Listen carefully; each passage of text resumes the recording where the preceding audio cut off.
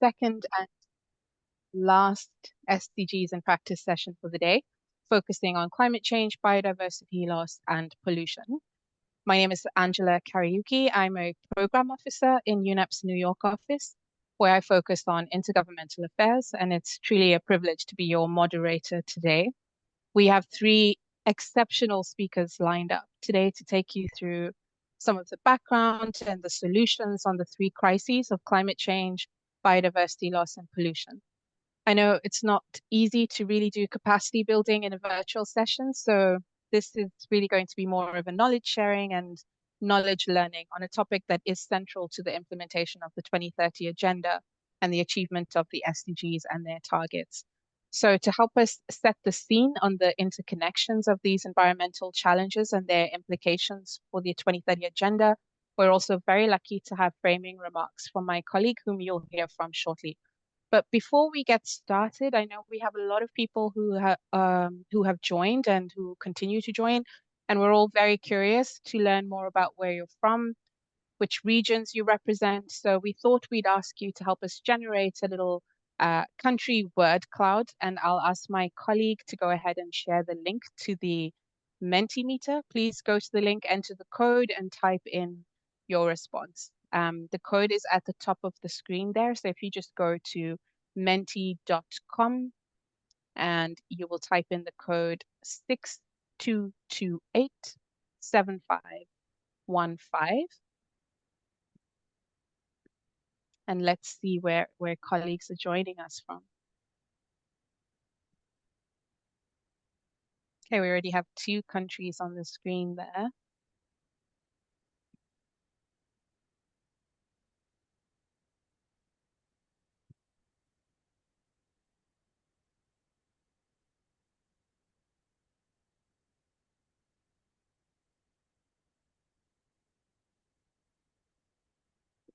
Amazing. So far we have lots of regions represented. I see the Latin American Caribbean region, Mexico, Guyana, St. Lucia. I see Asia is represented, Africa very well represented as well, Europe. This is brilliant. And I think based on what I see in the word cloud, the US is more than well represented. So welcome everybody. I will leave that on for like 2 more seconds and then we will go straight into the next presentation. Okay, thank you so much for helping us generate that word cloud. Let me then move immediately to the opening remarks, and I will give the floor to my excellent colleague, Yanis Deribali. Yanis is one of the program management officers here in the UNEP New York office, and he currently works on interagency affairs along with other responsibilities in his portfolio. So, Yanis, the floor is yours. Thank you, Angela. If all goes well, I am sharing the screen and only my screen that is supposed to be shared. So hi, everyone. Very happy to be here. Very honored. Thank you, Angela, for introducing me. So I will talk about the triple planetary crisis and how it's linked to the SDGs. I only have 10 minutes, so it's going to be very dense. So bear with me. I will rush a little bit, but also try to be very clear. So I'll first explain a little bit what the triple planetary crisis is and link them with the 2030 agenda. Then I will show with a few examples how these 3 crises are intertwined, and there's going to be a lot of numbers, a lot of facts and figures that justify actually why we use the word crisis, which is, not extremely joyful. So I'll try to end with a slightly positive note. So I am more used to Teams than Zoom, but now you should see my second slide. So what is a triple planetary crisis? It consists of 3 separate but intertwined crises of climate change on the one hand, biodiversity and nature loss on the other hand, pollution and waste thirdly. So our planet is like really under a lot of pressure from these crises. The climate is warming enormously. We might just reach the 1.5 degrees threshold as soon as 2027. The world's biodiversity is being destroyed at the fastest rate in human history, and air, water, and land pollution are rising to alarming levels. And the common thread through all of this is a pattern of unsustainable production and consumption. And so this crisis really puts us at risk of irreversible changing our relationship with the natural world, something which we obviously cannot have. So we urgently have to tackle it, especially if we want to achieve the environment dimension of the SDGs, which is not only critical for the sake of the Earth systems that regulate climate, weather patterns, and the water cycle and more, it is also the foundation for development, poverty eradication, justice, also very important, peace and stability. And so not doing so would be a threat to not achieving the sustainable development goals. So the first crisis that I talked about, we'll talk about briefly, is climate change. It's the most pressing issue facing humanity today, would say, but simply put, it refers to long-term shifts in temperatures and weather patterns that in the long run will completely alter the ecosystem that support life on the planet. And obviously, this is human induced. Last year was again one of broken records and broken promises, hence the visual of the record that is broken. We saw new highs of greenhouse gas emissions, temperature records tumbling, and climate impacts arriving stronger and faster as ever, such as floods, water scarcity, droughts, fires, etc.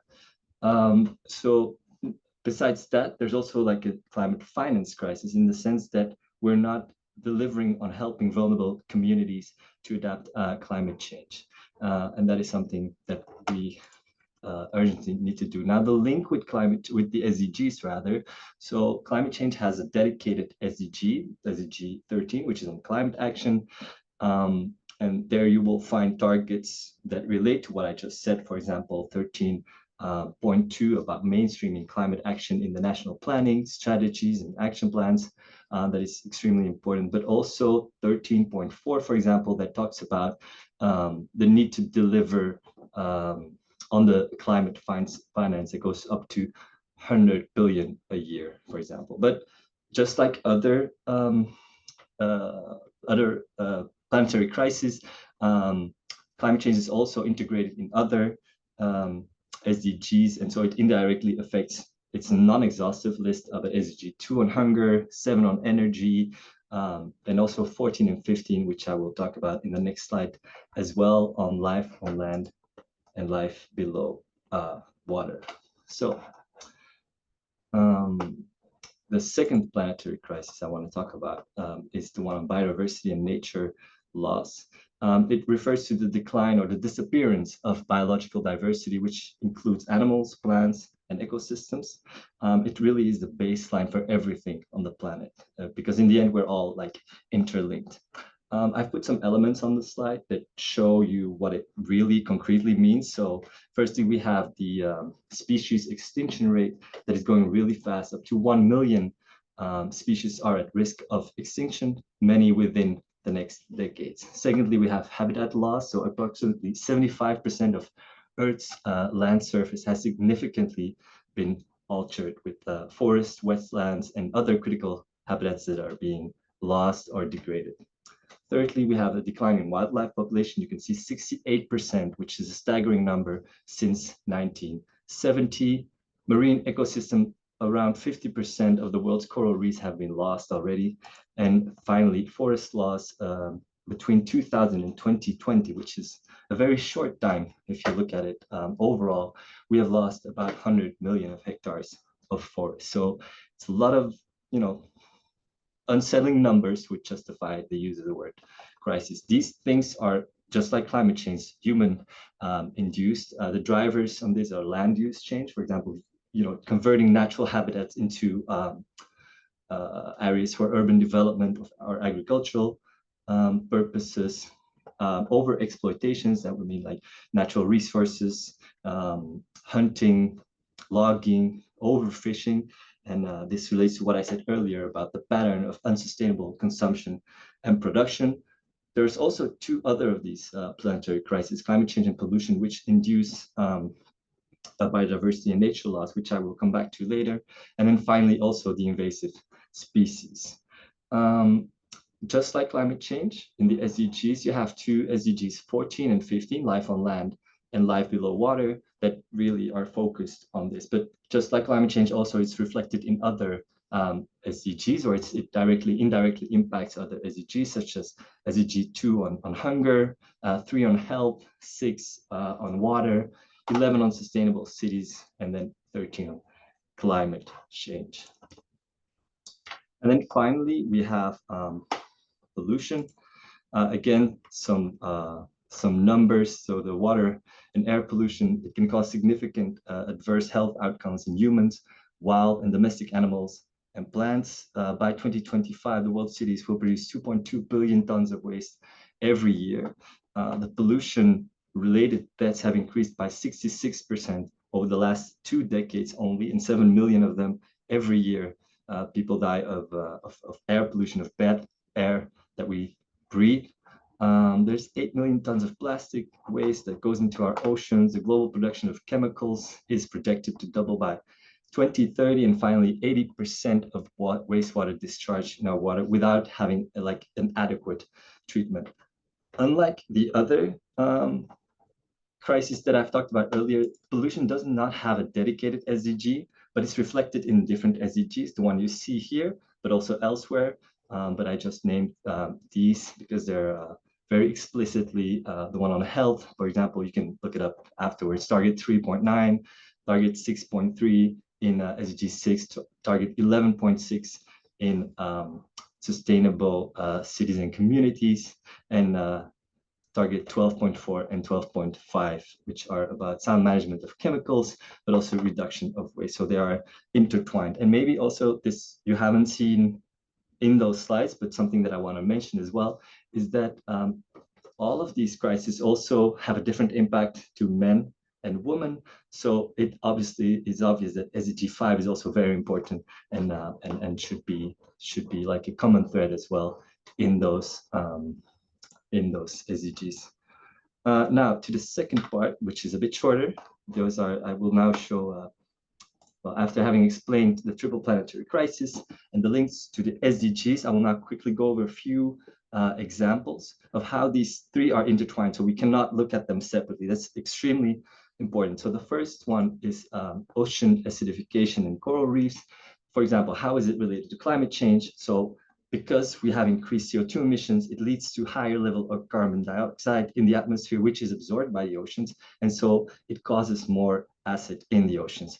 The biodiversity loss, on the other hand, because of this acid, the coral reefs, they weaken, which are extremely important. They're vital marine ecosystems for about 15% of all the marine species. So the degradation of those coral reefs impact, obviously, the habitats of those species. And then lastly, pollutants such as agricultural runoffs and plastic waste, they exacerbate the stress on the coral reefs, further contributing to the decline. So that's a first example of how they are interrelated.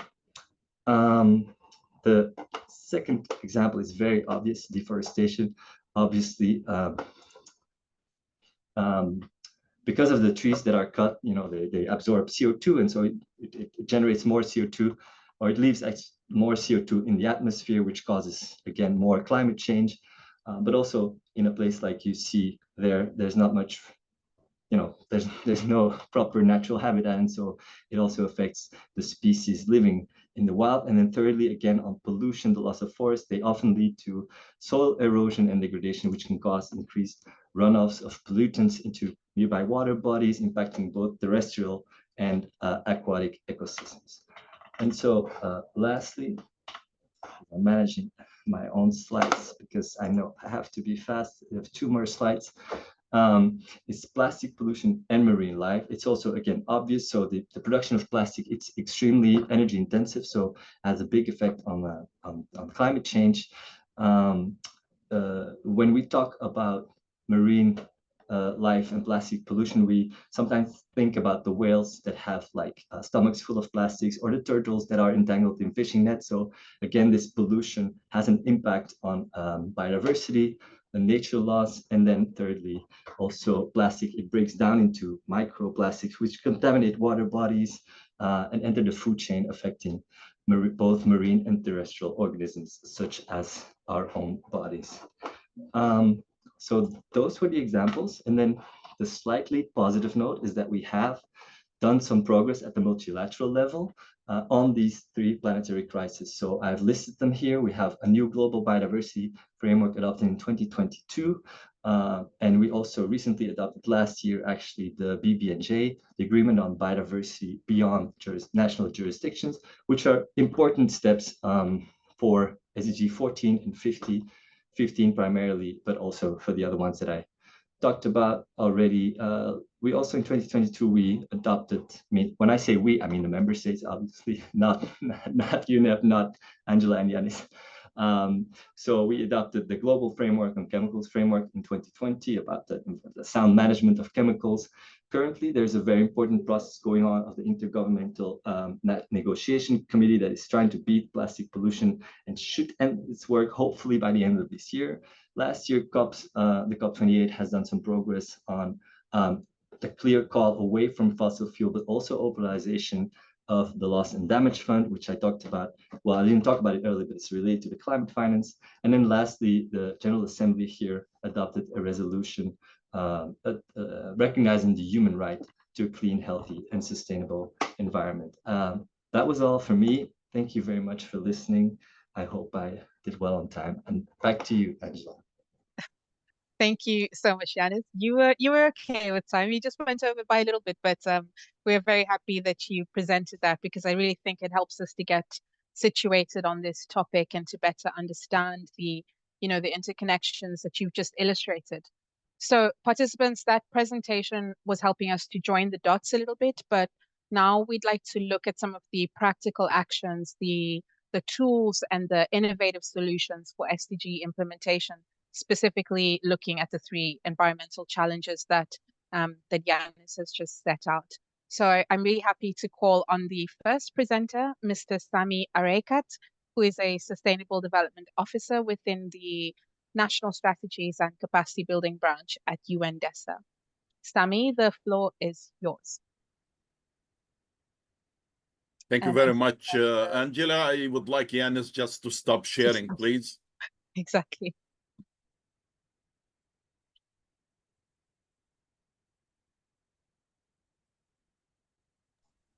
I'm trying to figure it out, but as I said, I'm very bad with that. I think it's somewhere at the very top. There should be a banner if you scroll to the. There we go. Thank you. Sure. Sami, go ahead.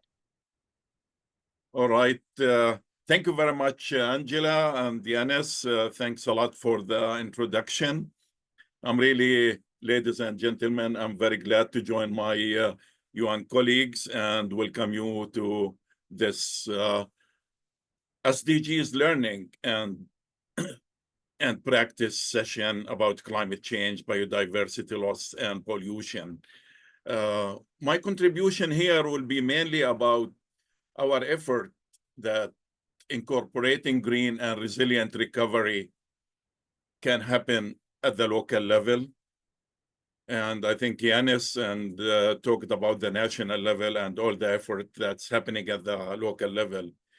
And we know that at the local level, there is a lot of contribution that is made and can be made. And our objective is just to support the local governments and cities in achieving and advancing the implementation of the sustainable development goals and incorporate green growth and resilience at the local level. At the bottom of the slide, you see the United Nations partners who came together to present this guidance portal that I will try to overview as quickly as possible. It's really very challenging to do that in a short period of time. And I have less than 20 minutes, including polls. So I will do my best, and I appreciate your focus with me at this.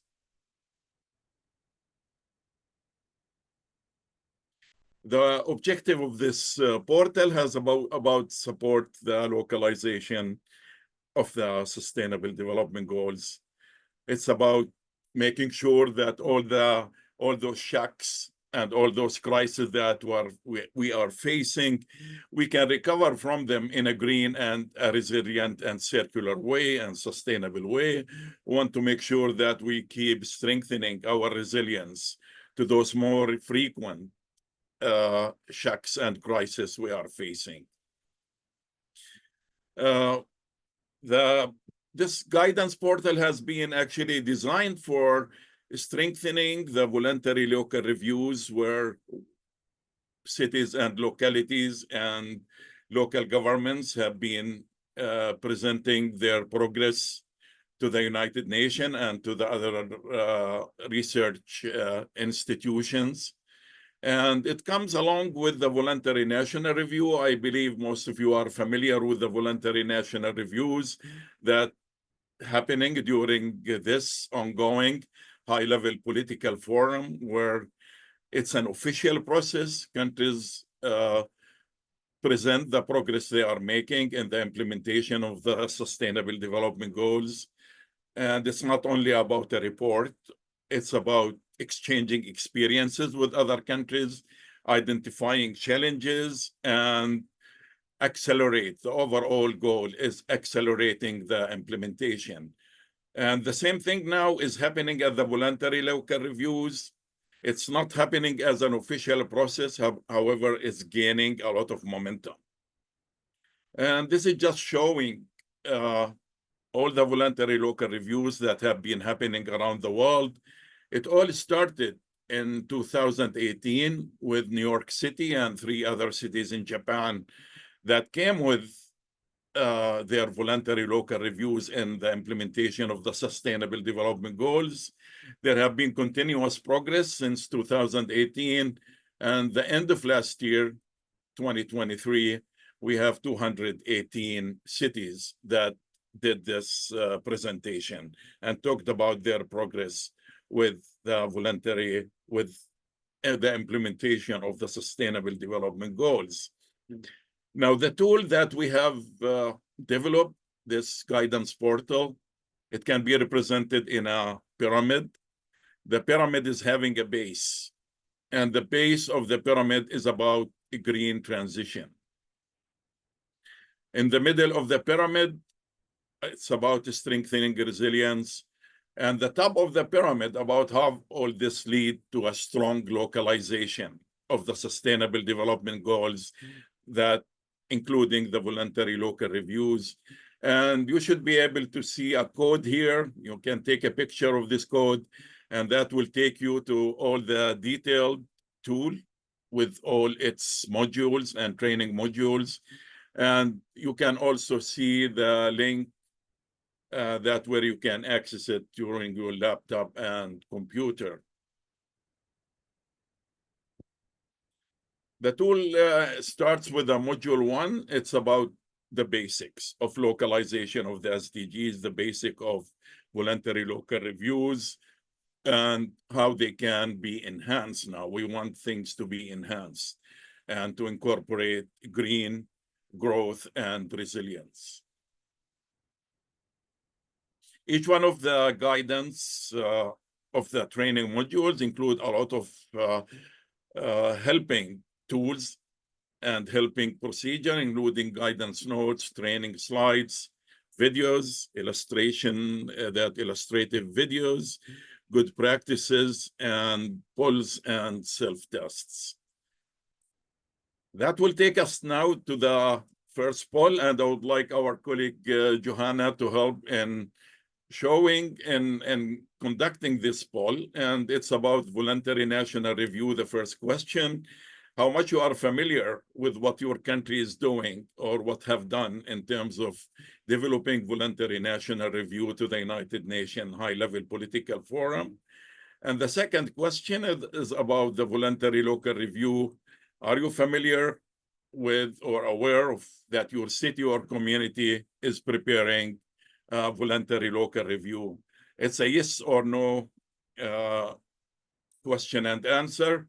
And we have just 1 minute to conduct that and to make sure that, to see how things are in terms of the participants.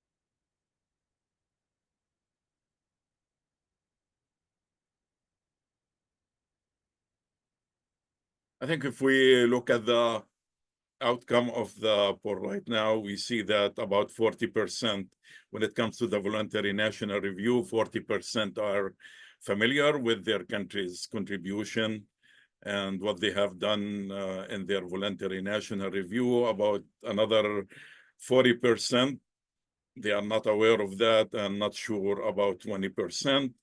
When it comes to the voluntary local reviews, we see that about 30%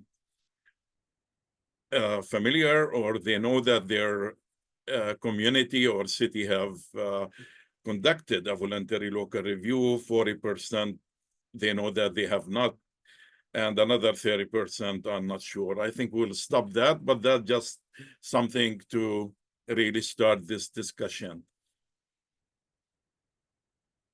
So we end this poll now and we move to the slides. Thank you, Johanna.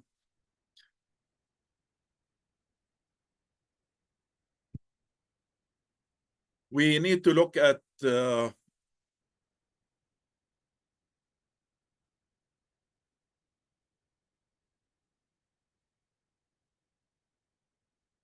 think we are done with the poll. Thank you very much. Module 2 of this guidance portal is about supporting climate neutrality at the local level. And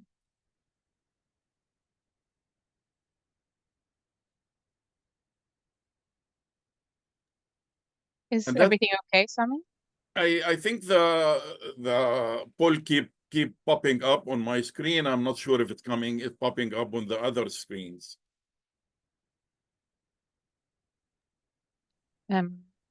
I do see it. You're right. Apologies for that. We will, please, if you could just go ahead, we will try and figure out why it keeps on doing. Thank you very much. Thank you. So now module 2 is about those areas, those key areas that within the local government responsibility that they can contribute to climate neutrality. And I think Yanis have talked about how severe it is and how much it's impacting our life. So it can be about promoting clean energy at the local level. It can be about promoting green buildings at the local level. It can be about sustainable transport and connectivity through public transport and transit-oriented development. And of course, it can be about all the other services that the cities is doing, including water supply, wastewater treatment, solid waste management, and other key services. It takes good measurement, so we know how much we are contributing in terms of greenhouse gases, how much we can reduce, how much we can offset, and we need to do a good reporting and monitoring about that. The guidance portal provide a lot of case studies for cities to learn from each other, and this is about Finland and the city of Jyväskylä. I hope I pronounced it right. I'm not sure if we have participants from Finland. They can say the right pronunciation. But that's when 80 cities came together with the objective of reducing greenhouse gases emissions by 80% by 2030. That's a very ambitious goal. And what exactly the city is doing in terms of carbon neutral electricity and heat and renewable energy resources and all the things that we talked about. So that's a very good example and can be helpful to other cities to learn about. Then we come to Module 3, that is about circular economy. And it's about the need to make a transition from linear economy that represent about 90% of the global economy at this time. 90% of the global economy at this time is linear. And that means we consume a huge amount of natural resources, huge amounts, raw materials. We are not doing enough when it comes to recycle, reuse, recovery. We are not doing enough. And a huge amount of waste is going to landfill and goes as emission in the air. We need to make a transition towards circular economy. We need to be more careful about the way we are consuming natural resources. We need to focus on the reuse and recycle and all the procedures that we use materials longer. And at the same time, we need to reduce the amount that going in terms as waste to landfills. In some cities actually in developed countries, they have plans for zero waste. That means nothing is going to landfills. We introduced actually some frameworks that the city can benefit from in moving in this direction. And I'm listing them here, including the Circular Cities Action Framework, Advanced 10 Rs, Integrated Solid Waste Management, and Sustainable Consumption and Production. However, I want just to talk more here about integrated solid waste management, which is a key activity at the city level, and where most cities are still struggling with implementing integrated solid waste management with all the pressures that we are having and all the pressures on the lands and the waste we are producing. The hierarchy of integrated solid waste management, actually, it's about prevention at the top. The highest priority is prevention. We need to do our best that we are not using actually or reducing the amount of natural resources we are using. We need to change designs. We need to be more innovative. In case we couldn't avoid that, we need to do our best with reducing the waste. We need to use less material. We need to reuse it longer. We need to recycle. That means whatever waste that comes from material, it can be applied as a product in producing another material. We need to recover minerals and energy and other things from the waste. I want to make sure what goes as disposal is minimal. We want to minimize the disposal that going as waste. Our colleagues at UNEP, United Nations Environmental Program, have developed very good guidelines for developing integrated solid waste management plans. And there's 4 volumes that provide a lot of detail that can be followed by cities and coming up with their integrated solid waste management plan. And I cannot talk a lot about that, but this is a good resource with wealth of information that you can find once you go into the modules, the training modules themselves. And I would like to conduct another poll here, quick one.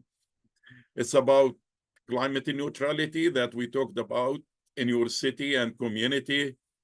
Are there areas along the areas we talked about, clean energy, green buildings, sustainable transport, and the city services, including nature-based solutions? Do you think your city is doing well in that? And in terms of integrated solid waste management, do you think your city is doing well too? So we'll take about 2 minutes for you to answer and to show the results here. Thank you, Johanna, for bringing the poll on the screen.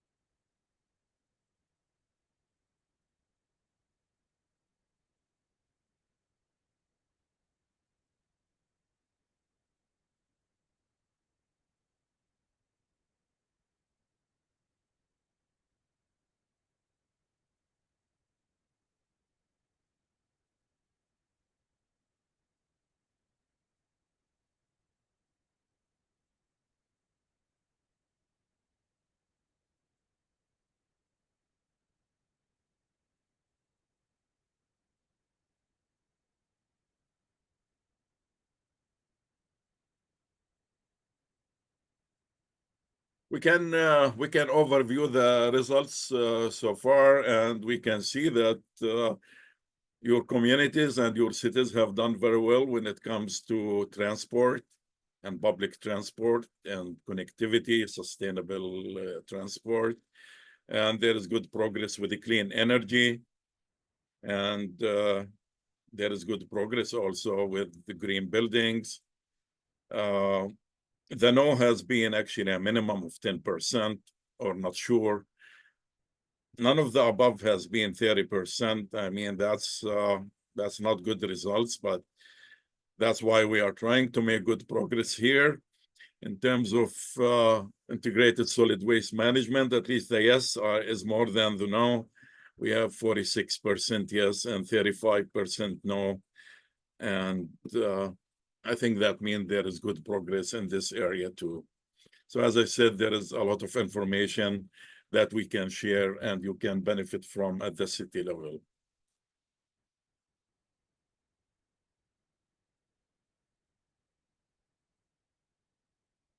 I think we can move to the next slides, and it's about the middle of the column, the middle of the pyramid, where the focus is on resilience. Module 4 is about supporting natural assets and nature-based solutions, and this is a very important area. It has a lot of benefits at the local level, and it has a lot of benefits to health and to a good community and to good life at the same time, protecting the environment. It's also a big factor in resilience. And I don't want to talk about it because my colleague from UNDRR, my colleagues from UNDRR will talk about this area now just following my presentation. So we leave that for them. And I just want to say that nature-based solutions and supporting natural assets has been part of every training module once we talk about green growth and strengthening resilience. Module 5 is about supporting disaster risk reduction and climate change adaptation. And Yanis covered the hazards from climate change very well. And I just want to say here that we have borrowed a lot of information and adapted it to the local level from the Sendai framework for disaster risk reduction, 2015 to 2030, that came at the same time as the Sustainable Development Agenda for the United Nations and the Sustainable Development Goals. And there is a list of all the hazards that affecting us. And just when it comes to biological, I think we know that COVID-19 has one of the things that affected our life in the last years. And we are dealing with hydrological and meteorological hazards day after day.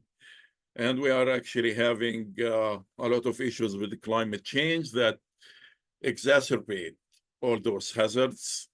We are in New York City. I'm talking to you from New York City, and we're having a heat wave actually that have been during the last few days, and that means a lot of pressure on energy demand, a lot of pressure on infrastructures, and there is impact on drought and water supply. There is impacts on many things.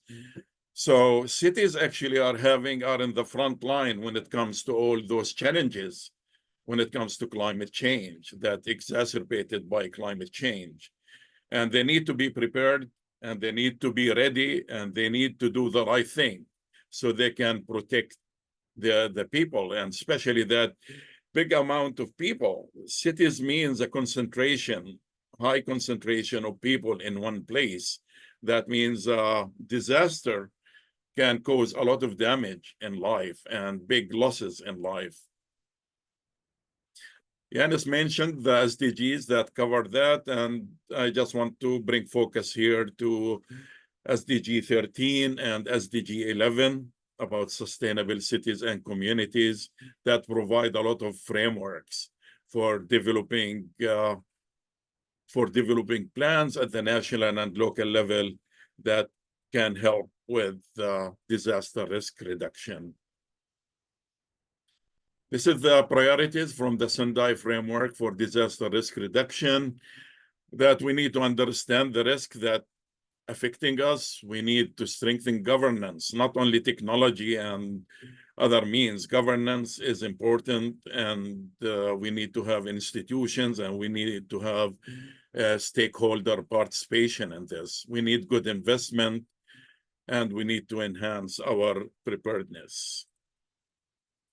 Just I want to mention quickly about what does it mean for a local government or for a city to have disaster risk reduction plan. And there is this example from Santa Fe, Argentina, which is a city on a river, on the banks of a river. The river was flooded due to heavy rain in 2003. It affected 120,000 people. It killed 24 and caused a lot of damages. The same thing, rainfall in 2007. It disconnected the city from the rest of the country and displaced 30,000 people. The city of Santa Fe developed disaster risk reduction plan in light of these natural disasters. And 2015, they have the same amount of rain that happened in 2007. It only affected 900 people. So that shows the effectiveness of having a disaster risk reduction plan at the national level. Just a third poll, and that will be the last one, and very quick, then I'm done with things. It's about your community. If you are aware that they have developed disaster risk reduction policy or a plan. And number two is about what you think the main hazards that can affect your community. And we are listing all the hazards that exacerbated by climate change, including rainstorms, floods, landslides, droughts, rising sea level, heat waves, and everything else. So let's do that within 1 minute during to the short time. And I know I exceeded my time, so I was just about to come in and say, Sami, that we can end after this poll once we have the results, if that's okay with you. I know we've gone quite a little bit over time. So if that's okay, we'll just wrap up after the results of this poll. yes, exactly. Perfect. So I think we are looking at the results now, and we are seeing that awareness of disaster risk reduction plan is about, it looks like it's 50-50 between the participants with their awareness of disaster risk reduction plan. And when it comes to disasters that are more concerns to your cities and communities, I see that floods is in the top and rainstorms are the second. Heat waves come as the third. And we know that these disasters and those risks are getting worse and worse. We need to get ready for that. So I think I appreciate your participation here and good input. I just want to end my presentation here. And thank you so much. Just I want to show one thing, is that one last thing, that this is actually the tool that we have been talking about, and you can access it. And at the same time, there will be a report that give you access to all the things that we talked about, and then we can go to more details about things. I would like to thank you very much. I'm sorry, Angela, for exceeding by almost 5 minutes. Thank you so much, Thank you. Sami. Thank you very much. Let me I stop think sharing. yes, please. I think it's great to see this very practical tool, and we can also share a link for people to review it in more detail online and be able to explore the modules. You'll also potentially have seen it in the list of resources in the concept note for this session. I also wanted to comment very quickly on the very active chat that we have going on. So thank you, participants, for putting your questions in there. We're going to get to them, and also for introducing yourselves to each other. It's also really nice to see your backgrounds and to see your LinkedIn profiles. So you. with that, let me quickly thank you again, Sami, and hand over to our colleague, Martina Muller from the United Nations Disaster Risk Reduction Office. Sorry, I said that in the wrong order, but I think you understand. Martina is a program management officer at UNDRR. So Martina, over to you, please. Thank you so much, Angela, and thank you to everyone who is here in this call. I see we have 87 participants listening in. I'm really excited to share a little bit about nature-based solutions for disaster risk reduction. So I'll share my slides now. Let me know when it pops up for you. I hope this is working. Yes, it's working perfectly. Very good. So yes, I'm delighted to join you today to talk about this topic. I know we heard a little bit about it already here and there from Yannick and also from Sami. I will go a little bit more into detail on this. But first, let me give you a background on myself and on our office. So as Angela mentioned, I work at the United Nations Office for Disaster Risk Reduction. We are an office that is part of the UN Secretariat, and it was created about 25 years ago. We have around 200 staff. The office is headquartered in Geneva, but we really provide mostly direct support to governments and to countries around the world from the regional level. So we have representation in several regional offices around the world, including, for example, Panama and Brussels and Bangkok and Nairobi. I am actually sitting in New York, and I mostly work here supporting member states in intergovernmental processes. So our goal for today with this entire session really, is to present you with a few tools that can be used to advance the SDGs in the field of climate change, pollution, and biodiversity loss. So I will be presenting two tools today, which are these words into action guidelines that you see on the screen that were produced by our office. And really overall, I have three main objectives today. First, to quickly discuss the essentials of disaster risk reduction and of nature-based solutions.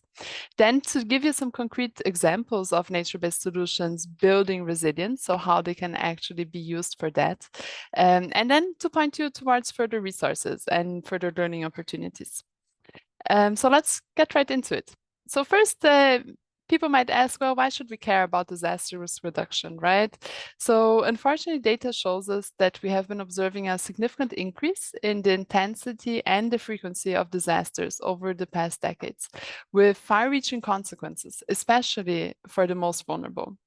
And this is, of course, related also to climate change, but also to other practices, such as deforestation, such as the biodiversity loss that we are seeing over the world. So here you can see that the number of disasters that we're seeing right now is 5 times higher than what we have seen in the previous decades. And here we have a little bit of an overview of what the impacts are, right? Disasters affect us in many different ways. If we look at kind of a 20-year comparison, you can see how the number of people affected, the number of deaths, the economic losses, and of course the overall number of disasters has really increased in the period from 2000 to 2019. If you compare this to the previous 20 years. It is a really impactful, in a negative way, impactful event on the SDGs as well and the achievement of the Sustainable Development Agenda. So here on this slide, you can see the overall trend of the occurrence of disasters since 1970, and also a projection for the future. So as I just said, particularly in the context of a changing climate, we expect hazards to continue increasing with more intense and frequent extreme weather events. And here, let me point out that extreme weather events, they account for 90% of major disasters, and they are expected to increase both in frequency and intensity. But drivers of disasters, they're multiple and they are systemic. So this includes poverty, location, gender, weak institutions, lack of financial resources to undertake risk-informed planning and action. All these contribute to an increase in disasters. And I also want to take this moment to point out that disasters can derive from a range of hazards. So in addition to hydrometeorological hazards, it also includes geophysical hazards. So for example, an earthquake, and also technological ones. For example, a dam break or a chemical spill, and biological hazards. For this last one, the COVID pandemic is an evident example. And as we often say here at UNDRR, nothing sets back development like a disaster, which can often instantly wipe out decades of development gains, touching on all sectors of society and the economy, from health to education to trade, gender equality, etc. And I'm mindful, of course, that we're in the midst of the HLPF, right? Just this review happening here in New York on the advances made on implementation of the SDGs, and disasters play a big role in impacting that.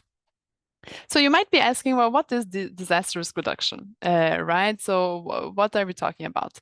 Disaster risk reduction of efforts, they entail a myriad of actions, but here is the simplest definition that puts it in very clear terms.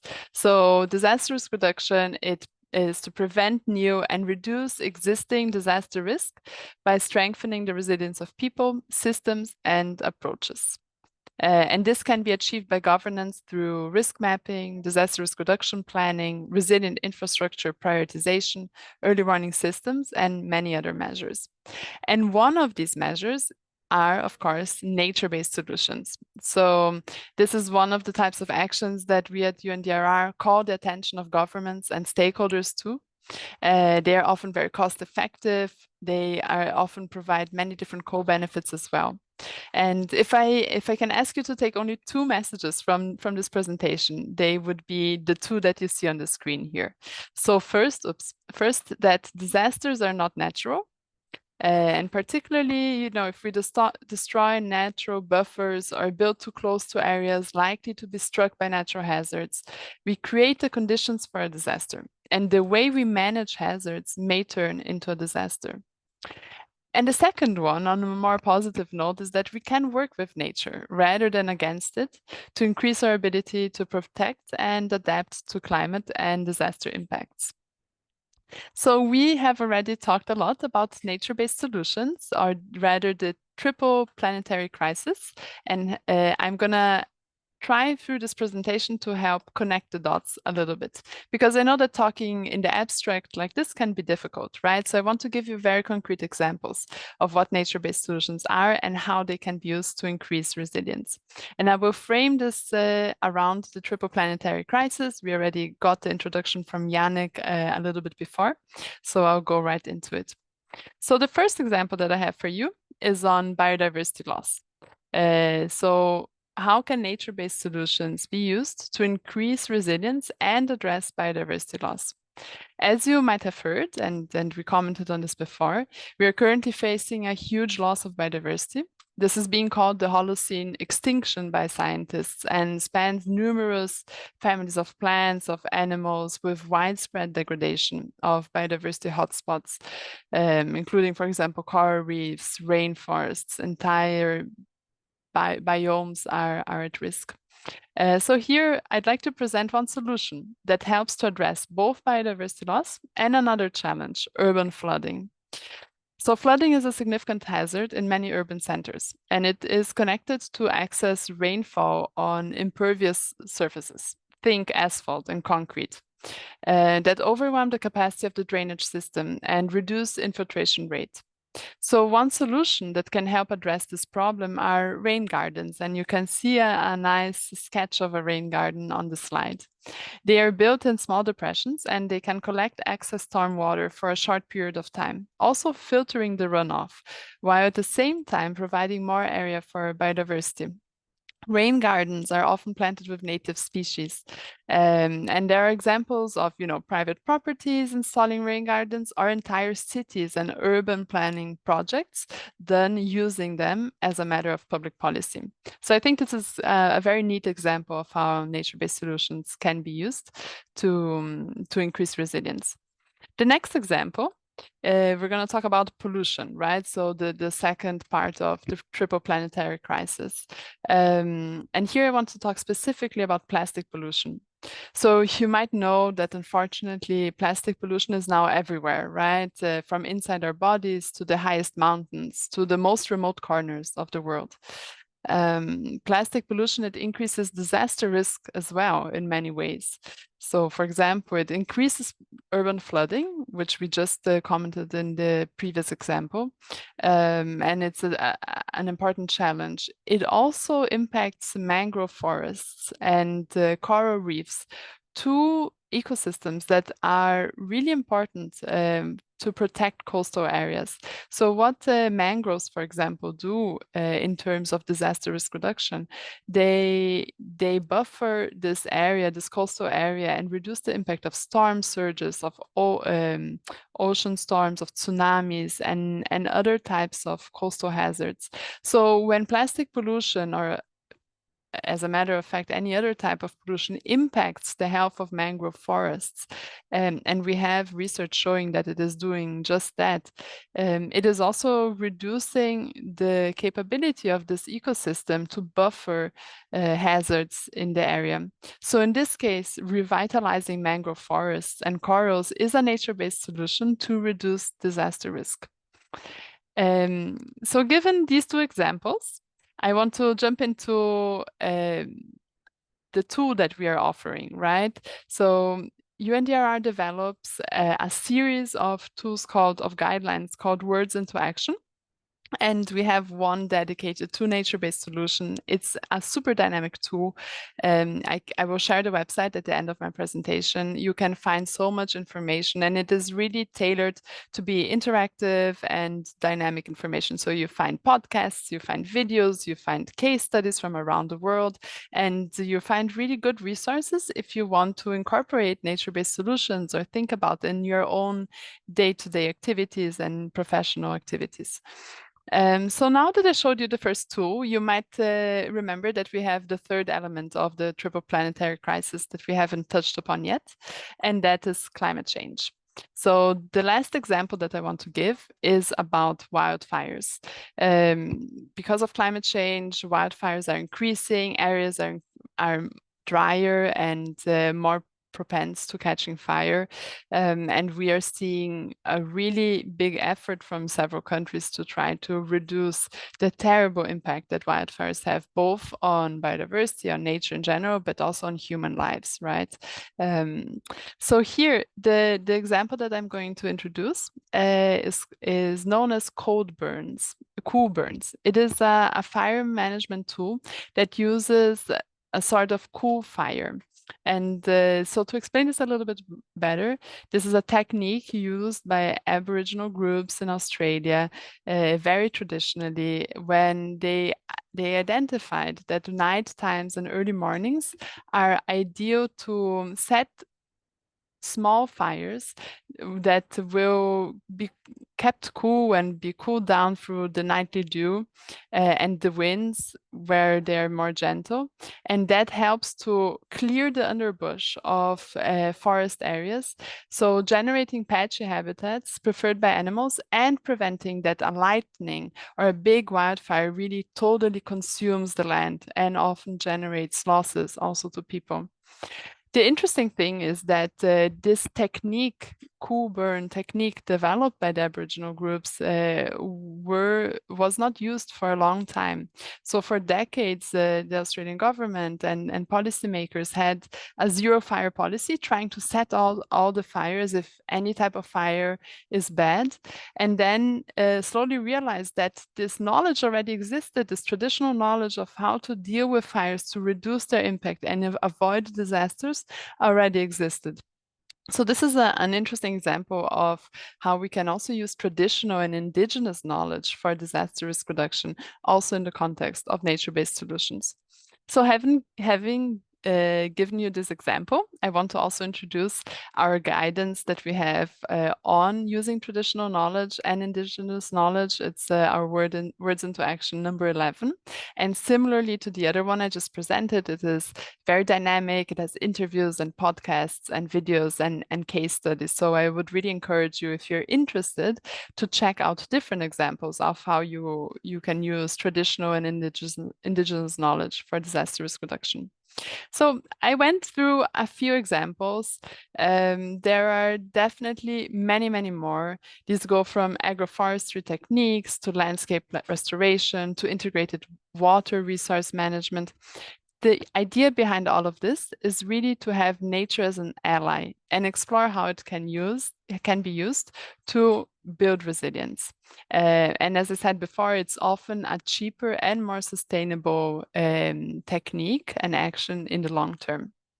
So this was the gist of my presentation. I want to leave you with one opportunity. So if you thought this was very interesting and really want to learn more, there's currently a course being offered that was actually developed by UNEP in partnership with PEDR, which is an alliance on disaster risk reduction. You can obtain a certificate over it. It's a mass online course run through EDX. I will also leave the link here for you guys. I can share it in the chat right after my presentation, and you can take it at your own pace and really dive into the details on how you can use nature-based solutions for disaster and particularly for climate resilience.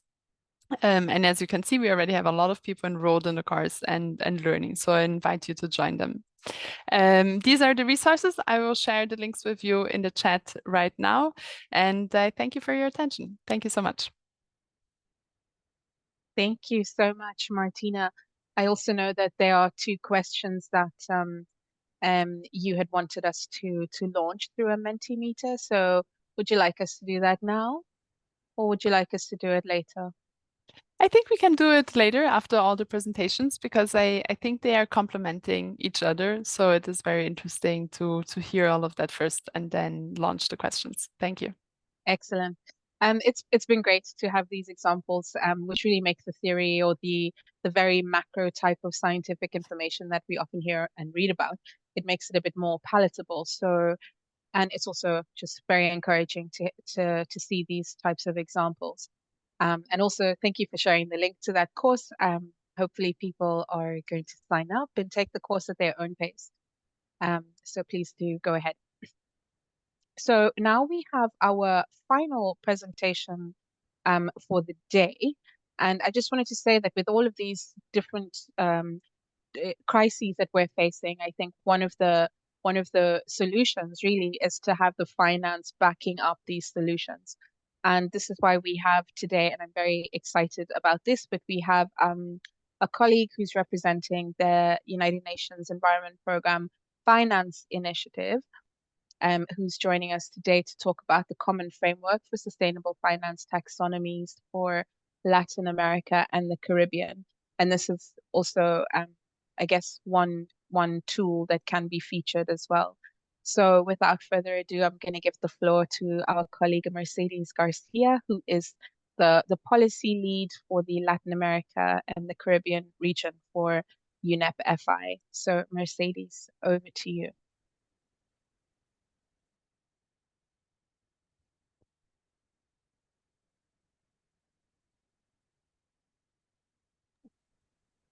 Hello everyone. Thank you very much, Angela. Well, I'm going to share with you the initiative of the Common Framework of Sustainable Finance Taxonomies for Latin America and the Caribbean, which was published last July. However, before getting there, I will share with you a brief context to frame why this initiative is very important, not only for the Latin American and the Caribbean region, but also for the global arena. So, as we all know here, mobilizing private capital towards environmentally sustainable investments, not only in the Latin American and the Caribbean region, but also globally, is a challenging task for which market orientation is completely necessary.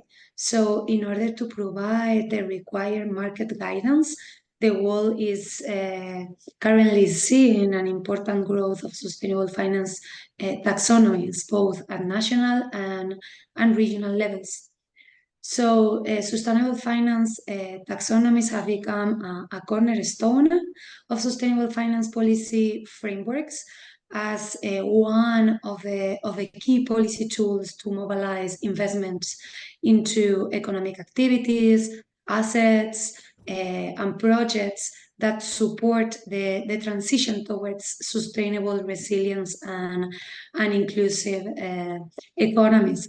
So taxonomies establish a clear science-based definitions of what is environmentally sustainable and what is not within a jurisdiction, thus facilitating the identification of such investment opportunities for the private sector. Next slide, please. So for this reason, sustainable finance taxonomies are being developed at rapid pace. It's becoming more and more difficult to update this map. We are running out of space, but here it is the picture of the current landscape of taxonomies globally. So as you can see in the slide, there are right now a tsunami of taxonomies emerging around the world. Today, there are more than 40 initiatives that are in place or that are currently being developed. 31 are national taxonomies issued by 20 different countries. Most sustainable finance taxonomy have focused on climate change objectives, on mitigation and adaptation as a priority. However, more and more sustainable finance taxonomies around the world are defining other environmental objectives beyond climate change, such as conservation, restoration, and sustainable use of biodiversity and its ecosystems. For example, conservation, restoration, and sustainable use of water resources and marine ecosystems, etc. The LAC region is not an exception, as you can see here in the slide. Nowadays, Colombia, Mexico, Panama, Dominican Republic are currently the only countries in the region that have adopted their taxonomies. However, there are a growing number of authorities that are currently developing sustainable finance taxonomies based on different climate and environmental objectives. So definitely taxonomies offer a way for countries to ensure that local assets, economic activities, projects, and also entities labeled as green or environmentally friendly make a substantial contribution to achieving both international goals and national development strategies and priorities. However, next slide, please. Thank you. However, taxonomies must respond to two conflicting demands. On one hand, the need for convergence and interoperability to facilitate cross-border investments. And on the other hand, taxonomy must reflect national development priorities and industry standards. Most countries are interested in enabling interoperability and adopting successful approaches from other countries. However, work is needed to support harmonization and define rules for recognition of taxonomies across jurisdiction.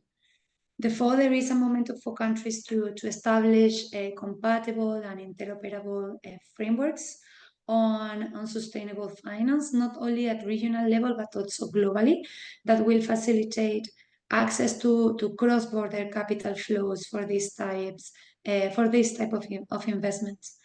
It's important to highlight that increased alignment doesn't imply a one-size-fits-all solution. It is needed to find the appropriate balance between, as I mentioned, local context and define frameworks that are interoperable. Interoperability implies that taxonomies must be based on similar guiding principles, have design elements such as objectives, classification systems for sectors and activities that are comparable and are similar in approaches, and also methodologies used for defining eligibility while consider local specificities. So considering, next slide, please. Thank you. So considering this context with the aim of enhancing interoperability, in 2022, we created a working group on sustainable finance taxonomies in Latin America and the Caribbean. This working group was built as part of the Interagency Technical Committee of the Forum of Ministers of Environment of Latin America and the Caribbean, and is constituted by UNEP and its Finance Initiative, UNDP, IFC, IDB, CAF, GIZ, WWF, ECLAC, FAO, IMF, World Bank, and also the European Commission. And the first deliverable of the LAC taxonomy working group, next slide, please.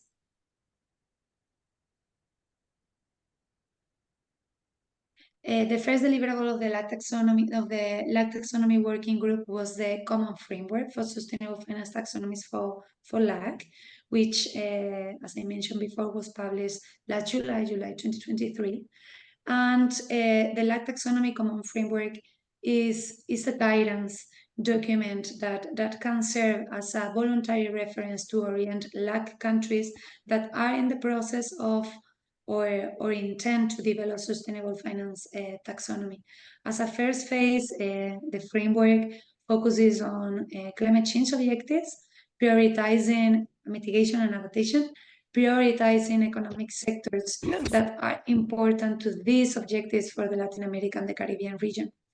It's important to highlight that the lessons learned and regional and international experience with taxonomy have directly informed the development of the LAC taxonomy common framework. So next slide, please. What can you find inside this framework? Well, as I mentioned before, the LAC taxonomy common framework provides voluntary guidance for LAC countries to develop sustainable finance taxonomies, focusing on climate change objectives. So more specifically, as shown in this figure, the framework focuses on providing a set of guiding principles and methodologies for defining the main structural elements of taxonomies, enhancing comparability and interoperability of taxonomies across the Latin American and the Caribbean region and internationally. There are the guiding principles. You can see the guiding principle at the top of the slide. And there are 6 guiding principles, which are rules that guide the process of developing national taxonomies. These guiding principles are aligned to the principles defined by the G20 Sustainable Working Group developed by the IMF, World Bank, and the OECD, and also with the European Union best practices. So to summarize, the first principle, for example, is that taxonomies needs to seek interoperability with other taxonomies globally, while taxonomy must ensure contextualization to consider national goals and commitment. It's also necessary to ensure that taxonomies are incomparable and interoperable with other taxonomies. The second principle is linked to having a clear material positive contribution to the objective of the taxonomies. In this case, is climate change objectives, mitigation and adaptation, while ensuring no harm to other environmental objectives.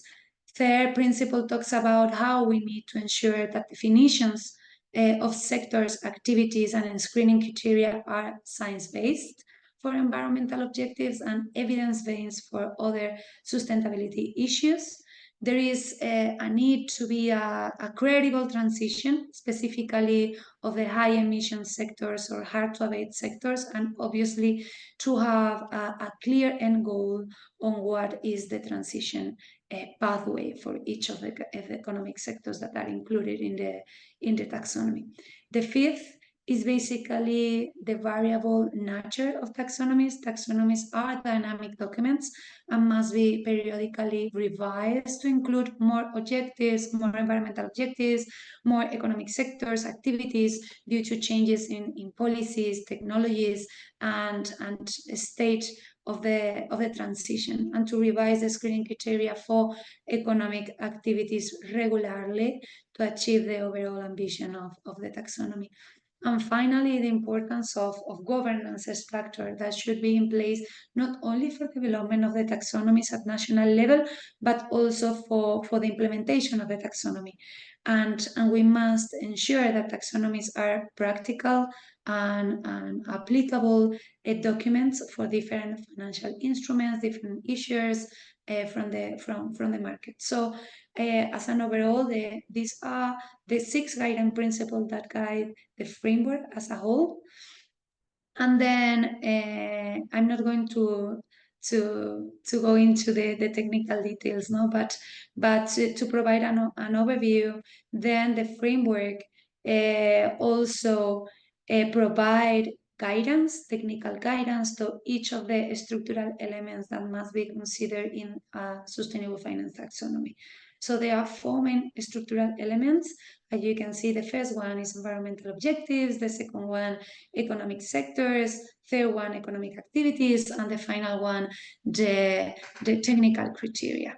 So the framework provides technical guidance for prioritizing economic sectors, selection economic activities, and provide also different options for defining metrics and thresholds for economic activities to help determine substantial contribution to climate change objectives in taxonomies, mitigation, and adaptation.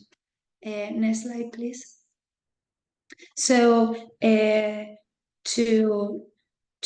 finalize, what is next? Now that we have the LAC taxonomy common framework published, well, one of the first results was the consideration of the LAC taxonomy common framework in decision 2 of the Forum of Ministers of Environment of the Latin America and the Caribbean region, through which the Ministers of Environment recognize the work developed by the working group and call to mainstream the framework implementation across national authorities that are in the process of developing sustainable finance taxonomies.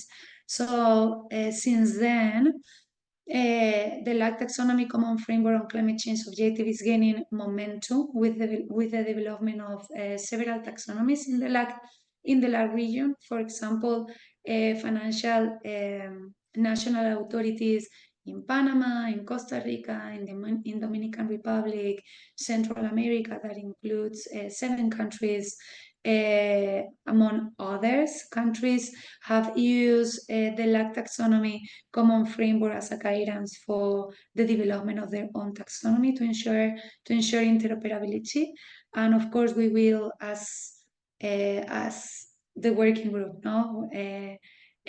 will continue providing policy advice to LAC policymakers, financial supervisors, and regulators, central banks that are developing or planning to develop the taxonomy on how to use the framework, highlighting the importance of interoperability while considering local context. So in addition to this, a growing number of countries, not only in the Latin America and the Caribbean region, but also globally, are currently including biodiversity-related objectives in their taxonomies, reinforcing the importance of interoperability across these frameworks.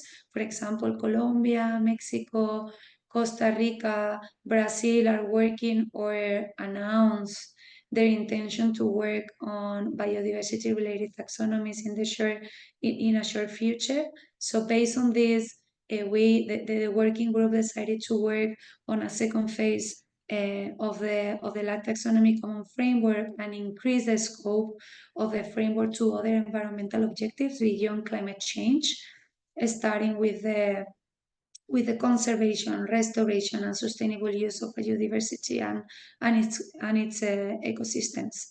So the LAC taxonomy common framework on biodiversity will provide a model framework to support LAC countries in developing their own biodiversity-related taxonomies in line with global best practices.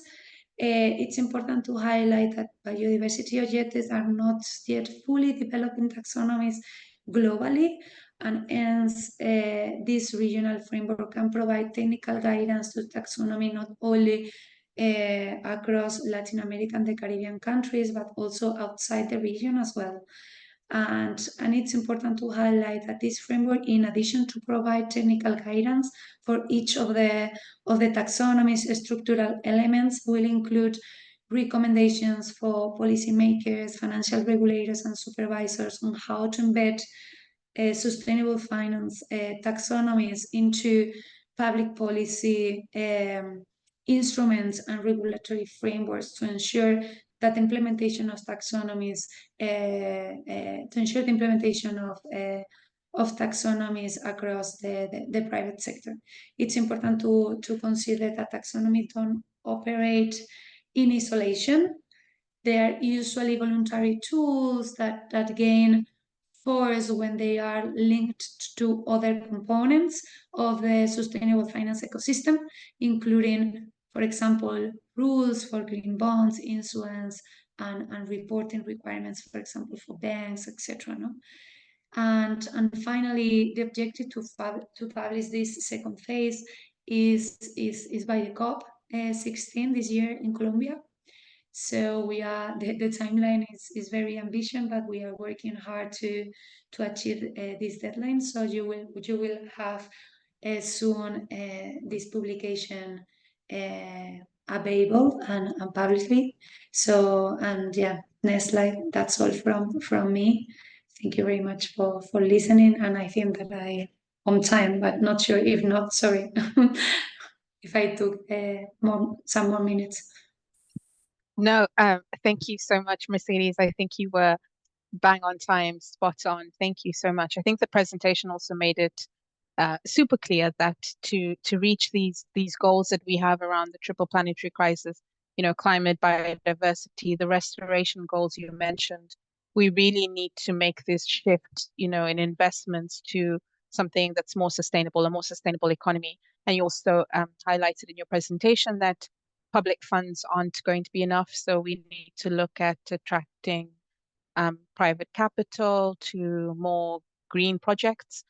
And also your presentation demonstrated that these sustainable finance rules really play a crucial role by defining what's green and setting a clear standard across the region.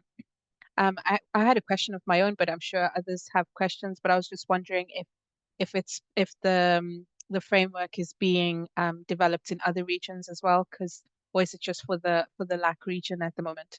But before you answer that, let me first turn to our participants, because we have reached the interactive session of the program.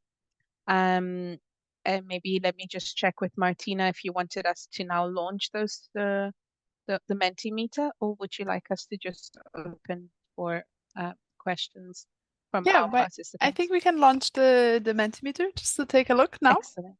Yes. So please, Johanna there we go. It's on the screen now.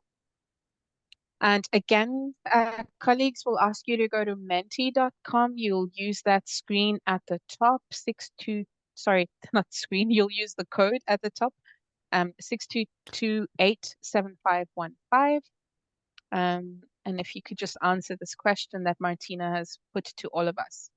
How has the number of medium to large scale disasters changed in the last 20 years compared to the previous 3 decades?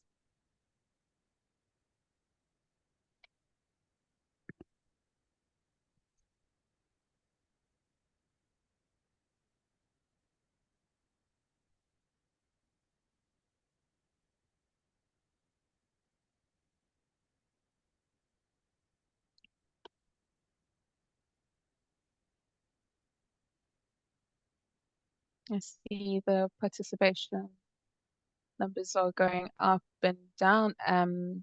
Colleagues, if you're unsure of where to find this, again, just go to menti.com and use the code that you see on the Zoom screen, 6228-7515. Now, we have a lot of participants still connected, but not that many that have registered their answers. So please feel free to go there and register your response.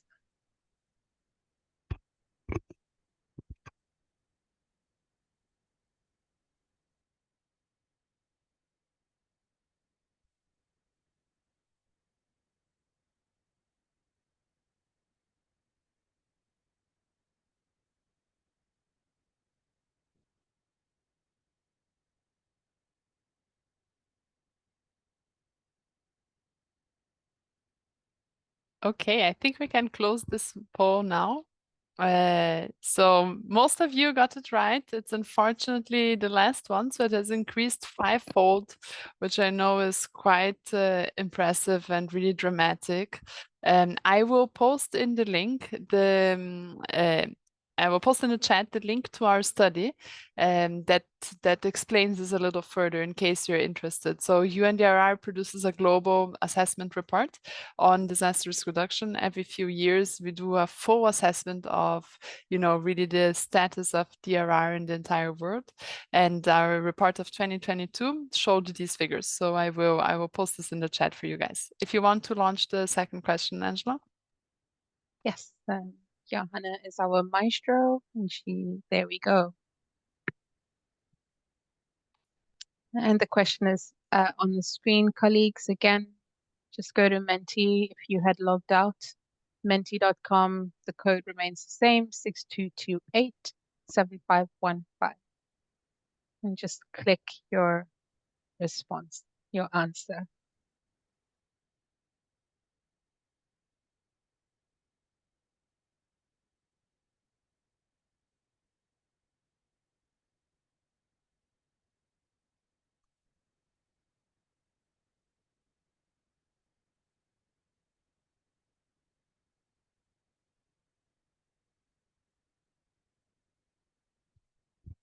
Okay, and I see people were right on the ball here. Yes, as most are saying, it's called cool burning, which involves controlled low-intensity fires to manage vegetation. I will also post a link here, just if you're curious and want to find out more.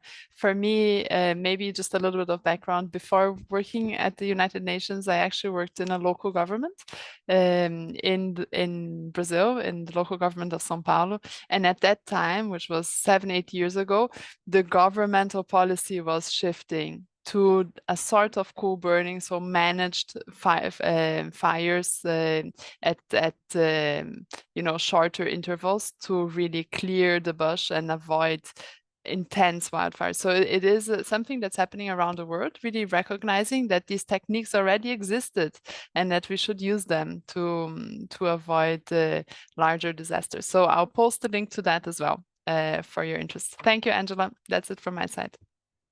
Amazing. Thank you so much, Martina. I know we had lots of chat that was going on while the presentations were happening, and it's really encouraging to see so much interactivity. There were some questions that I had noted coming in earlier in the session.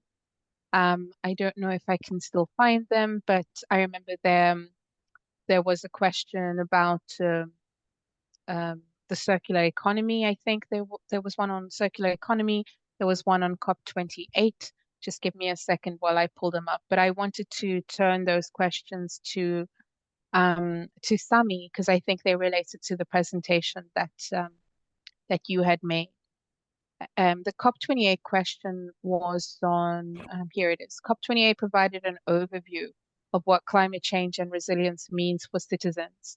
How about what SDG indicators mean for citizens, and if politicians have socialized the public on these initiatives?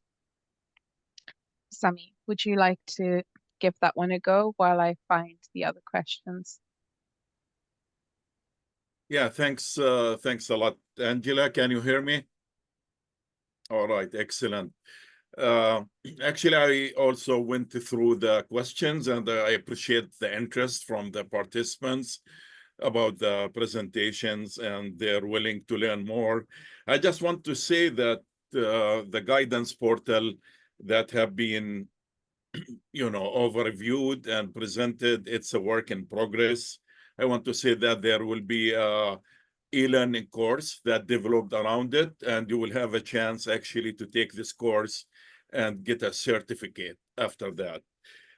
In terms of the issues that have been discussed, yeah, circular economy, I think there have been a number of questions about it, and I went through them. The main thing, actually, there was a very interesting questions in circular economy about, since it's so important, why it's not happening and why the challenges that are why cities are not making enough progress in circular economy, in particular in integrated waste management. And although population are increasing and waste is increasing, and that's a big pressure on land, also it's a big pressure on health. It's a health risk. When waste is not disposed in the right way. And if we could reduce the amount of waste that have been produced in the first place, that's good for community and that's good for everyone. Now, the thing is that there hasn't been good progress just because of the challenging that are facing cities and localities in this. And I just want to talk about program that we started as UN system when we came together in Morocco during the last 2 years. And our focus has been about assisting localities in Morocco and advancing circular economy and integrated solid waste management. The challenge has been in financial resources, and we kind of addressed how things can be promoted. So financial resources is also a big thing, because all the things we talk about, recycling and reuse and recovery, actually it's technologies, and some of it is expensive. And it's easier just to keep doing the same thing, although it's very harmful to the people and to the environment. So we talked about resources, financial resources and others. We also talked about technologies that need to be applied. And actually, we brought even expertise from the Republic of Korea that has been a partner with the UN in this project and partner with the government in Morocco, the national and the local level. And they shared actually the technologies they are having, and they started a cooperation program between Morocco and the Republic of Korea to advance these issues. I also want to mention that there is something even as important as technology and finance, and it's about stakeholder engagement. It's about awareness, because people need to become aware of all the challenges and threats that the way we are disposing waste now is causing to them. And that's when there will be a shift, and there will be pressure that we switch to more sustainable ways and more healthy ways of doing that. And I believe that the experience in Morocco has been a good one. I will stop here just for the sake of the time, and I would like to thank all the people who brought this issue into the highlight here. Thank you. Thank you so much, Sami, for your response. Actually, there was, I think, one more question that I wanted to address to you as well, before we turn to the audience and see if anybody has any questions that they want to ask live. But the written question that we received was around the World Circular Economy. So the question was, the World Circular Economy Forum in Brussels highlighted that both incentives and disincentives are necessary. What are your thoughts? So that was the question that had been asked earlier on. I don't know, Sami, if you wanted to respond to that one. perhaps Mercedes also wants to add something, or even Martina. But Sami, over to you. I think, as I said, this guidance that we have developed, we haven't been reinventing any wheel, because there have been so many resources that have been developed by UN and non-UN agencies, by research centers.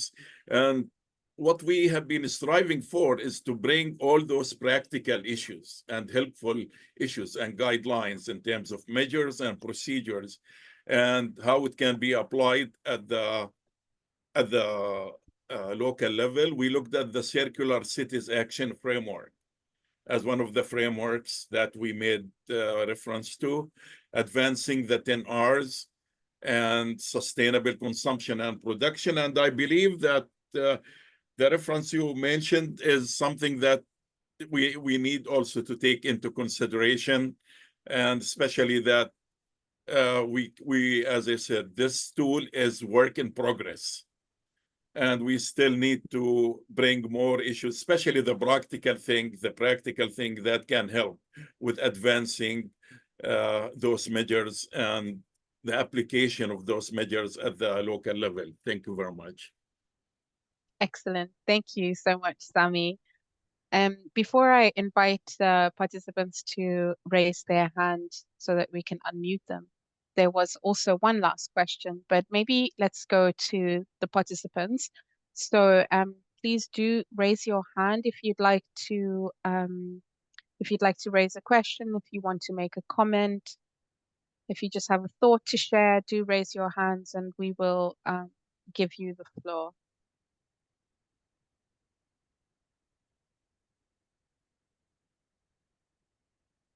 We have our colleague Niall, who's helping us to monitor the hands being raised, so don't be shy.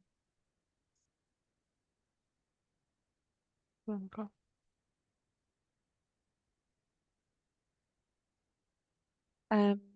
Yes, I see Larissa. Yes, hi. I have a question because I'm working with the local government in San Luis Potosí, and we want to prepare the voluntary local report. But I don't know how to convince my municipal president to do it. What can I tell him?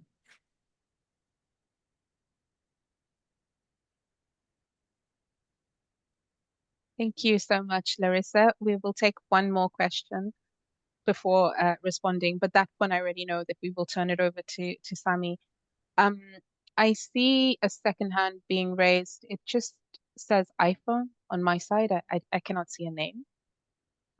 So iPhone, please unmute yourself and let us know your name. Thank you so much. According our time is midnight from East Africa, Somali country. My name is Abdurrahman. Thank you so much. I work with the Ministry of Livestock, Forestry, and also Rangerland. So the meeting is very important, and also the presentation was very useful. So I have one question according to when it comes to climate change and also biodiversity. Somalia has experienced it for what they call climate change, and also for the floods, also drought. So as the UNEP, do you have a plan for those risks? I mean climate adaptation, because now we need to adapt to the climate change. So my question is, do you have plan for that as in East Africa and especially Somalia? Thank you so much. Over to you.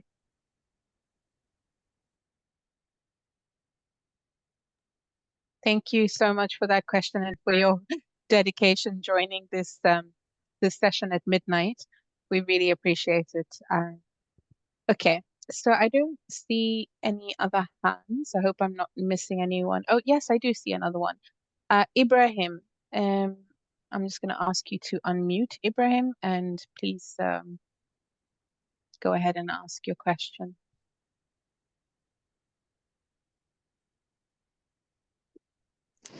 Okay, thank you very much. My name is Ibrahim Babagana. I'm from Maiduguri, Borno State, Nigeria. So thanks for give folks wonderful presentation from different participants. So I have a little question. My question is here that has individually how we can contribute, achieve sustainable development goal, as it is the compulsory to work on it. This is my submission. Thank you.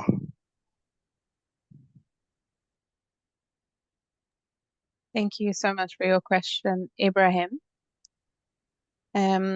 Any other hands? Yes, I see another hand. Ola Kunle, please, if you can unmute yourself and go ahead. All right. Good evening. From Nigeria. I think this is almost 10 o'clock, 10 p.m. This is Adewale, President, Pan-African Professional Organization. My question is like this. We would like to know more what the UN is doing generally, especially concerning the issue of health and climate change. And I know the last COP, COP28 in Dubai, in which they formally put a lot of stuff in place, to encourage health institutions to participate in climate change, because everything we are discussing, from climate change to biodiversity loss, to drought adaptation, how this thing is centered on health. So not the health of individual as a whole, but how we can have a healthy health too. How we can promote and making sure that this planet Earth is livable by everyone. So we want to know what more. We want to know, and we would like to admonish UN to put much effort, as regards to that. Thank you.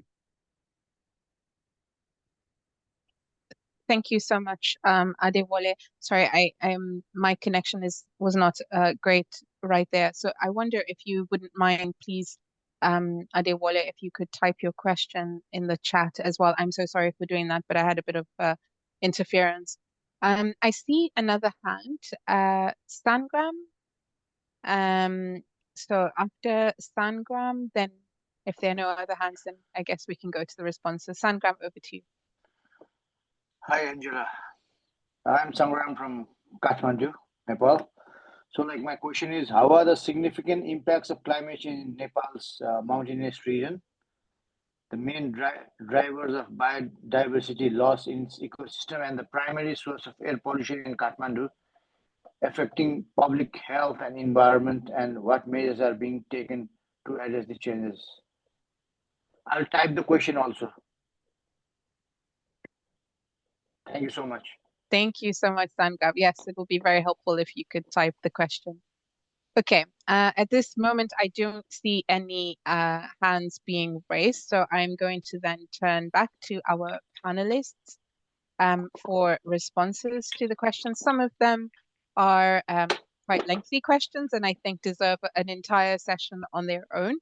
So if there are no immediate responses from the panelists, we're happy to again share some resources, and you will be able to get in touch with us via the same webpage where you signed up for this, and we'd be happy to share anything further in writing. So with that, shall I turn over then to Sami? I'm sorry, Sami, for putting you on the spot constantly, but maybe we can start with you. And I'm happy, by the way, to take the question from the participant from Somalia. So I can take that at the end, but go ahead, Sami. Thank you very much. I think the question from Larissa has been a very interesting one.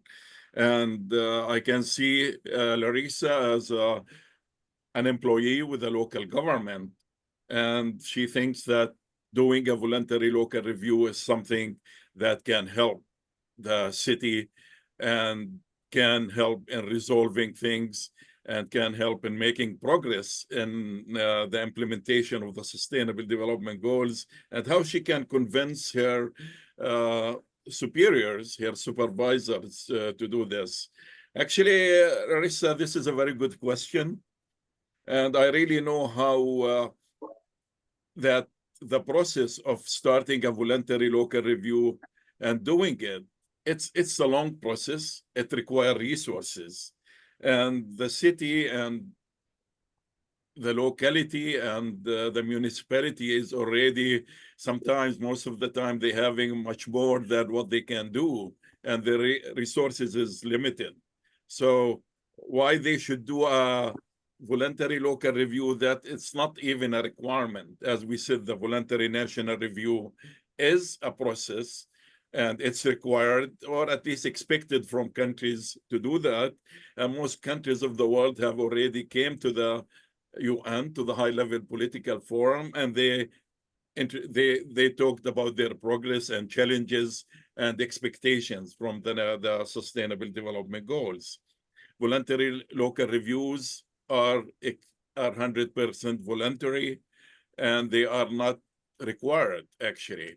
I think what I will do, Larissa, is that I will mention to my superiors and to my supervisor advantages that can be achieved out of it. They need to know what's the benefits to them. What are they getting in return to putting all the time and resources here? And I think you need also to mention to them that your country has already did a voluntary national review, and it has big plans, and it has very ambitious things. But however, this voluntary local review will provide very good connection to the local level. So that means all those programs that already there at the national level can feed into projects and activities and a lot of things at the local level that will benefit your municipality, and at the same time will be a good model. For example, if other municipalities in your country haven't done that, your municipality will be a role model, as we mentioned about some cities that started things and became a role model in their country. And I think that will be a good convincing point. At the same time, I would like you actually, as Angela said, to be in touch with us, and we will also support your interest and make sure that we help this very big thing that you are thinking about. Thank you very much. Excellent. Thank you so much, Sami. I saw a thumbs up, and Larissa has also given you a little clap icon. So I think the response suffices for now. I wonder if I can turn to Martina, to see whether you could respond to our colleague from Nepal, to Sangram. Martina, Yes. over to you. Absolutely. Thank you so much. And Sangram, thank you so much for your question as well. It is definitely a very comprehensive question, and we could spend an entire presentation just on this topic. But I wanted to add a few thoughts from what we see here from the UN Office for Disaster Risk Reduction. So Nepal is, of course, one of those landlocked developing countries which face additional challenges in their road to sustainable development because of their lack of access to the sea and their issues with connectivity to other countries. And at first glance, you might think, well, how does this interact with, the issues that you put forward, climate change and pollution and biodiversity loss? In fact, these things are very connected, right? So one very concrete example that I can give you is what we're observing not only with Nepal, but with other countries, mountainous mountainous countries that have glaciers is an increase in certain risks or hazards of disasters connected to climate change that are very specific to it. So, for example, glacial lake outburst flows. I personally had never been confronted with this before, but having now over the past year worked more closely with landlocked developing countries, I see how this can impact this, a product of climate change, right? That unfortunately we are losing a lot of ice mass from glaciers, is impacting the development of these countries profoundly, and often even worsening their connectivity and their, the capability of doing good trade and commerce with neighboring countries and with the entire world. So I just wanted to call your attention to that, how many of these issues are very interconnected and have to be addressed together. And I think disaster risk reduction is definitely part of this equation, right? Because if you have such a flooding event, for example, that affects Kathmandu, and Nepal is, of course, no stranger to other big natural hazards such as earthquakes, right? We all remember the earthquake that impacted Nepal very gravely a few years ago. It is important to be very prepared and to reduce the risk before the disasters occur, to be able to then focus your resources and attention of government policy resources, but also of other sectors of society on addressing these important issues that you mentioned, on pollution, on improving the health of people in Kathmandu.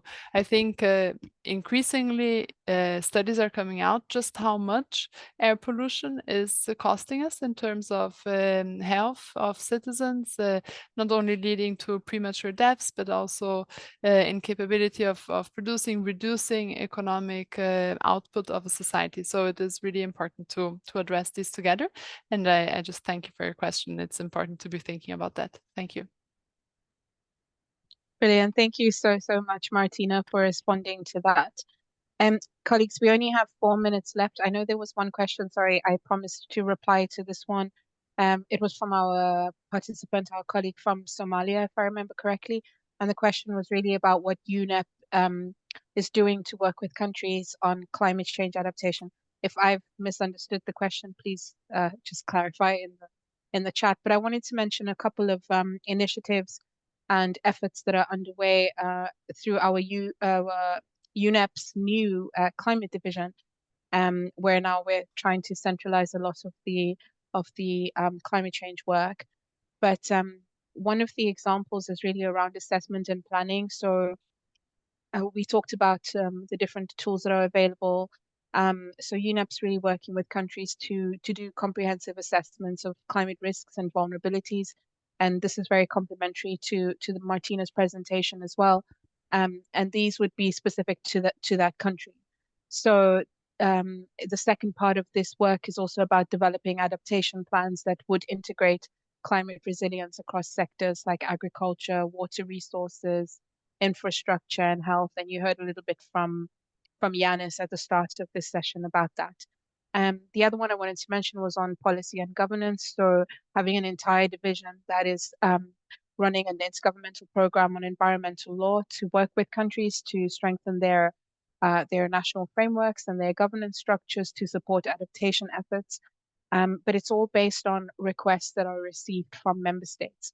So if you know of a specific request that Somalia would have, there is, you can reach out to me. I can show you how the portal that is used to submit these requests for assistance, not only in developing and strengthening of the laws and frameworks around climate adaptation, but along the different initiatives that UNEP has on community engagement, natural resource management, capacity building, etc.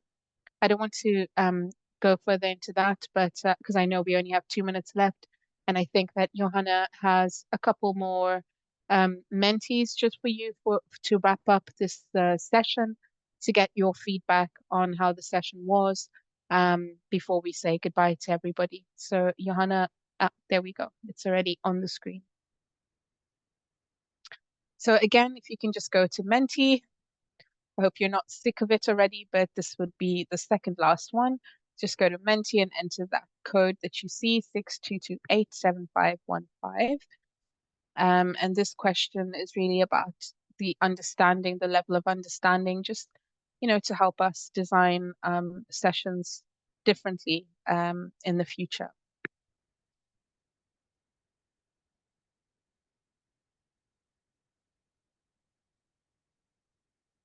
Okay, so, wow, this is very encouraging.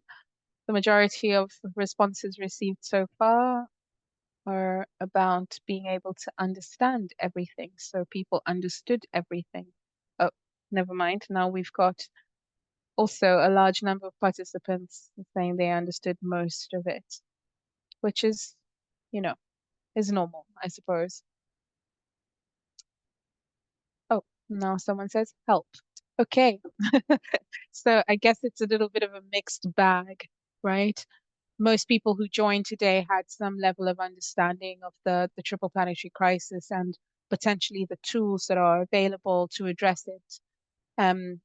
Some colleagues who joined had a good understanding, so most understanding, and only one person has asked for additional help.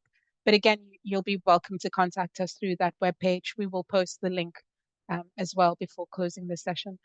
Johanna, if I may ask you to go to, excuse me, I'm losing my voice a little bit.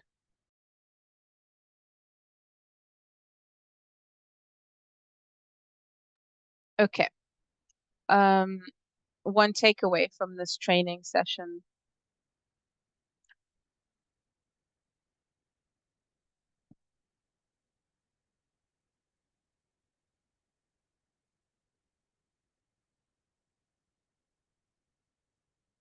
Okay, maybe colleagues are a little exhausted of the information overload and not really have the energy to participate in this last bit, which is also totally okay because we have gone 1 minute over time. Hope, I like that one. Hope is a good one because, we do have these massive interconnected and cascading crises that you heard about, but also you heard about the practical tools, the solutions. They are there, but we still have a lot of work to do. So hope is good. Action is great. This is very encouraging. So yes, and lots more words are now popping up. Thank you, colleagues, for your active participation. Action looks like a popular one. It's appeared in bold, meaning it's been submitted a number of times, which is great. Action is there.